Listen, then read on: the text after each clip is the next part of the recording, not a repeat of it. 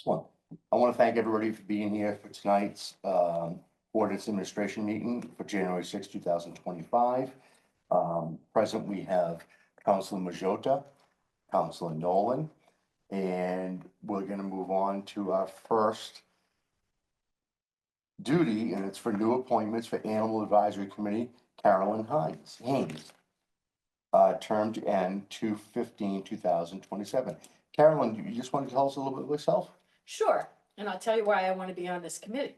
I am a retired person. I worked for 32 years at Pathways for Children, but my avocation has been all about animals, including I worked as a stable hand way back in my 20s.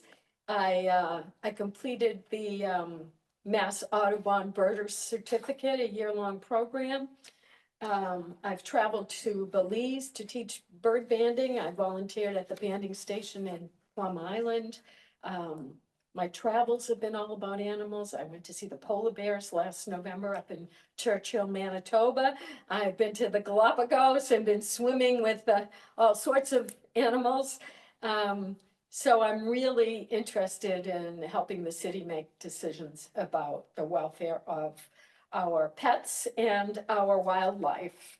And I'm particularly revved up about the issue of rodenticides that are killing coyotes, foxes, raptors. I also documented the first bald eagle nest on Cape Ann, and I was present for banding the chicks when the state banded them last May, and I'm particularly worried about them. The eagles, they are still a listed species, and with all of the rodenticide poisons that are around, they are in danger. So I want to be part of making the rules about things like that. Excellent, thank you. Councilor Majota, any questions or comments? Wow, in a good way.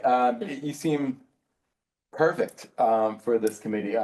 Just from the 2 minutes I've heard you, very, very passionate. Yes. And you've done a lot. You know, you've seen animals. You in your thing, you said you're a pet owner as well. Very, very passionate, and you really do care. So I think you'd be a perfect fit for the Animal Advisory Committee. You definitely have my support. Great, thank you. Caroline, great speaking with you earlier, and I read your resume. It's unbelievable, and I'm a little jealous of what you've done. We do have some things coming up. I mean, we have a development that's looking to be built in West Gloucester that's surrounded by a bald eagle's nest, and they plan on taking down the trees. Oh, at the top of the hill? Yeah. Yeah, the one that's owned by the Mullen family. Yes. Yes. Yes, so you're aware of that. I know that, yeah. And your enthusiasm to this is important. And I really appreciate you stepping up to continue with everything else that you've done for this community. So with that being said, do we have a motion? Committee recommendation. Move to recommend that the City Council appoint Caroline Haynes to the Animal Advisory Committee of Voters, term ending 2/15/27, and I so move. All right, by roll call, we have one missing. Just a second. Oh, second. Aye. Aye. Caroline, thank you very much. And You're you are all welcome. set. Thank you. You've been sworn in? Yes, and I've done my training Yes, so we will And, see you at the next next- Tuesday next Tuesday. for the city council meeting for the full council. And that can be done through audio, Oh, video, okay. or in person. All right, I'll come in person and then I can. It'd be great to see you. Because there's a 3-minute period when you can talk about things you want to talk about. That's correct. Yeah, I'll be there. All right, Councilor Worthley is here. Hey. Councilor Caroline, nice to see you on my way out. we just put it through to full appointment. Thank you. Okay, Happy New Year, everybody. Excellent, thank you. Thank you. Good. Nice to see you. So we're joined by Councilor Worthley at large. The next one is number 2, CC 2024-24. Worthley, Gloucester Code of Ordinances, Chapter 2, Administration's Article 3, Officers and Employees, Division 7, Inspector of Buildings, Section 2, 11, and 17. records and reports be amended by adding, beginning on July 1st, 2025, and henceforth annually, the building commissioner shall provide a report to the mayor and the city council listing the full number of building permits that have been issued for multifamily housing units using the multifamily overlay district ordinance. This was continued from 11/4/24, and I would like to continue this again until May. So moved. Sorry. All in favor? Aye. Aye. Wait, needs a second.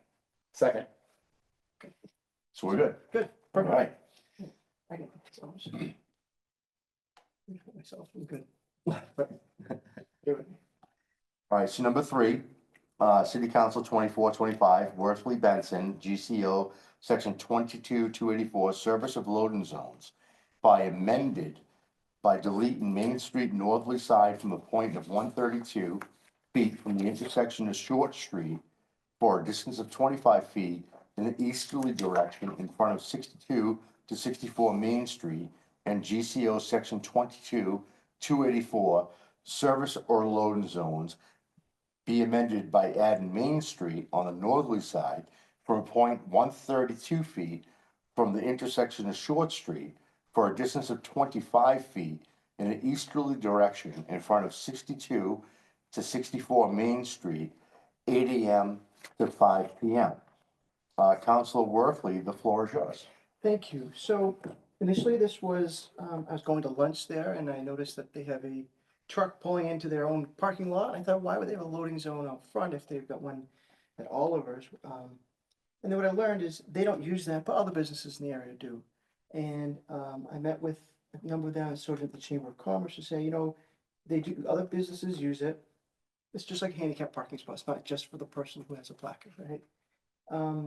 But they also said that nobody needs it after hours or weekends or even that early in the morning. And so we changed this to, instead of just deleting it, to replacing it with something, some timeframes on it. Went to the Traffic Commission, they gave it their full blessing, appreciated that. But in a little discussion after the meeting, I said, maybe we should look at all of the loading zones that have, see either some of the businesses may have changed in the area that don't need it, or can we look at, nights and weekends where people are not parking, it says no parking loading zone. And so this might evolve a little bit. I had Grace Poirier, our city clerk, emailed me today. I asked her for this in the definition in loading zones. It actually is on the books already for only 6 a.m. to 6 p.m. Doesn't say Monday through Friday though. And it may be, I was thinking, maybe we should look at more of these so that it creates one of two processes. Either we vote for this, however we want to vote for it, and change this one, and go through and do individual ones, which might be a process, but it takes some time and might be worth doing. Or we look at all of them, but there might be, not every loading zone might apply the same way to everybody. So what I like to do is I like to, if the committee so feels that way, to approve this. And in the next month, I will do sort of a categorizing of all the loading zones downtown and see about meeting with the businesses to see if they need them. If not, they get deleted, or if they need these certain hours. But the sign, as you see in the packet, doesn't say hours. It says no, it says loading zone, no parking, loading zone, 1 hour maximum for the loading personally. So part of this is also an administrative function. Do we then ask the mayor and ask the DPW director to change the signs to allow for more parking in those other hours? So it becomes a little bit more than just this one place, but what that's before us, I'd love to get this approved and make it specific to this. And then if we come forward with, Dylan and I, the Ward 2 City Councilor and I, and maybe the businesses in the area with a proposal, say, here's the, 10 loading zones that we don't need any longer, or don't need for those hours. So it's just, I learned this in the last hour, so I'm sorry I didn't have more information to present to you. But That's right. I mean, obviously, this is added to what we have in front of us. So what we have in front of us tonight is what we're gonna do, but I do appreciate the due diligence, because there's a lot of antique signs that are going on down there that we don't actually need. We could fill them with cars Right. for customers, commercial right. business. With that being said, on this actual motion, Council Majota, do you have any questions or comments? No, we're not taking away the loading zone, we're just putting a time frame on it. I am in the future a little worried if you try to do Monday to Friday, because there are some restaurants that do get deliveries on Saturday. And then where do those trucks will park? But that is Fair not, question. that is not about this. Mhm.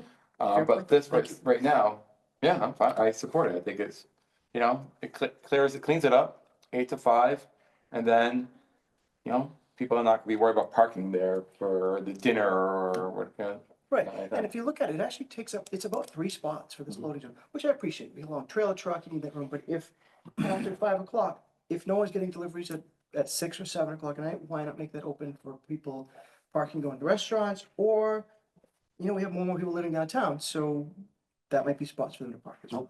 Excellent work. I thank you, Council Worthley and Benson on this. Appreciate that. With that being said, it's your turn to read the motion. Okay. Yeah, plus it's yours.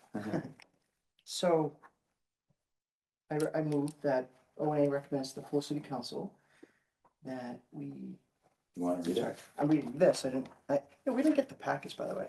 What No, we don't get email any longer. did we do? We got them back in December. I looked. I only get budget and finance ones now, but I could be wrong. Oh, we'll find out. We'll talk to Lens, Yes. Is it lines? Lines or, I wanna make sure I get it right, because I wasn't correcting you, because I finally got it right just last week, and I can't get it wrong now. So I've actually not read the motion, so the second paragraph here, move to recommend that city council amend Gloucester Code of Ordinance, chapter 22, traffic and motor vehicles, section 22-284, service or loading zones, by deleting Main Street northerly side from a point 132 feet from the intersection of Short Street for a distance of 25 in an easterly direction, 25 feet in an easterly direction in front of 62 to 64 Main Street, and adding Main Street northerly side from a point 132 feet from the intersection of Short Street for a distance of 25 feet in an easterly direction in front of 62 to 64 Main Street, 8 AM to 5 PM, and I so move. Second. all those in favor? Aye. Aye, excellent. I'd like to make a motion to adjourn. Second. All in favor? Aye. Aye,